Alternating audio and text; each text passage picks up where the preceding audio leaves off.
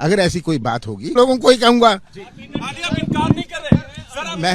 मैं तो कह रहा हूँ, इनकार की बात नहीं है, ये आप लोग कह रहे हैं, आप लोग एक्साइट हो रहे हैं। मैंने कहा मैं तो एक्साइट नहीं हूँ इस तरफ या उस तरफ, पर बात यह है कि अगर ऐसी कोई बात होगी, मैं आप सबको सबसे पहले खबर करूंगा। अगर कहीं देखने को मिलती है तो इसी दो परिवारों के बीच उस केमिस्ट्री को पूरे देश ने और हम सब ने देखा है। साथियों, 80 में जब पहली बार कमलनाथ जी चुनाव लड़े तो इंदिरा जी ने आम सभा में ये भावना व्यक्त की कि ये मेरा तीसरा बेटा है। कमलनाथ जी के लिए तीसरे बेटे की एक संज्ञा दी। उससे आगे बढ़कर इस 45 साल की यात्रा में, राजनीतिक यात्रा में कमलनाथ जी की पिछले 7 साल से वो मध्य प्रदेश की कांग्रेस पार्टी के मुखिया के तौर पे हम सब कांग्रेस के कार्यकर्ताओं के साथ कंधे से कंधा मिलाकर हर परिस्थिति में सुख में, अच्छे में और बुरे में पूरी दृढ़ता से कांग्रेस के विचार को आत्मसात करके विपक्ष की भूमिका निभाते हुए निडरता से अपना कार्य करते रहे। साथियों, मुझे ज्ञात है वो पल, वो समय जब सिंधिया जी ने कांग्रेस पार्टी की सरकार गिराई थी। तब भी कांग्रेस का एक एक कार्यकर्ता कमलनाथ जी के विचार और उनके नेतृत्व के नीचे खड़ा था। एक एक उस समय मेरे जैसे कई परिवार के साथी हर तरीके से कंधा मिलाकर कमलनाथ जी के विचार को आत्मसात कर रहे थे, कांग्रेस के विचार को आत्मसात कर रहे थे। अंतोगत्वा मैं आप सबसे अनुरोध करना चाहता हूं, जो खबरें हैं निराधार हैं।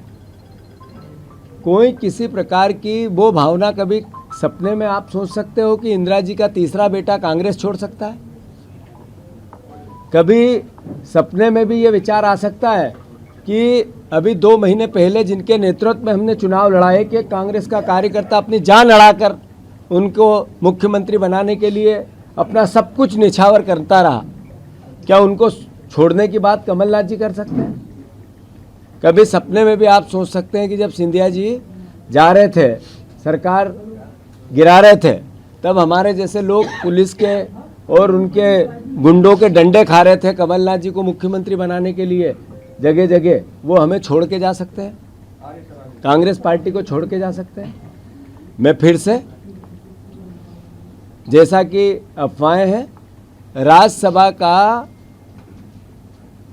चुनाव में अशोक सिंह जी का नाम कांग्रेस पार्टी में आदरणीय कमलनाथ जी ने प्रस्तावित किया था और उसी के आधार पर हम सब विधायकों ने भी किया था, हमारे पूरे नेतृत्व ने एक साथ मिलकर किया था और सर्वसम्मति से अशोक सिंह जी को राज्यसभा भेजा गया। और यही कारण है कि वो एकमात्र कांग्रेस के उम्मीदवार आप सबके बीच में हैं। तो मैं फिर से, ये खबरें निराधार हैं। मेरी कल रात को कमलनाथ जी से बातचीत 10:30-11 बजे हुई है। वो छिंदवाड़ा में हैं और जिस व्यक्ति ने अपने